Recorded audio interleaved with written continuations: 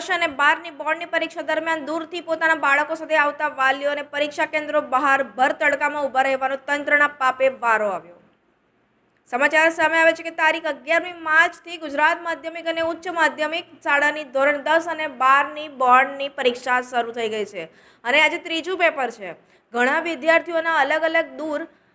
પરીક્ષા કેન્દ્રોમાં નંબર આવ્યા છે, ત્યારે તેઓને પરીક્ષા કેન્દ્રો પર સમયસર લેવા અને મૂકવા વાલીઓ પોતાના નોકરી ધંધા રોજગાર છોડી તો ઘણી ગૃહિણીઓ પોતાના ઘરના કામો પડતા મૂકી પોતાના બાળકો સાથે પરીક્ષા કેન્દ્ર પર જાય છે, પરંતુ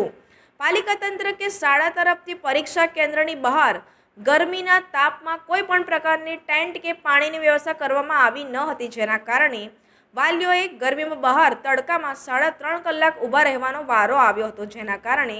મીડિયાએ આ બાબત ઉજાગર કરતા આખરે તંત્ર મોડેથી જાગ્યું હતું અને પરીક્ષા કેન્દ્ર બહાર ટેન્ટ લગાવ્યા હતા, પરંતુ કેટલાક ટેન્ટ વ્યવસ્થિત રીતે ન લગાવતા ખુલી ગયા હતા, નમી ગયા હતા, જેથી વાલીઓને ફરી એકવાર અમુક પરીક્ષા કેન્દ્ર બહાર ગરમીમાં શેકાવાનો વારો આવ્યો હતો।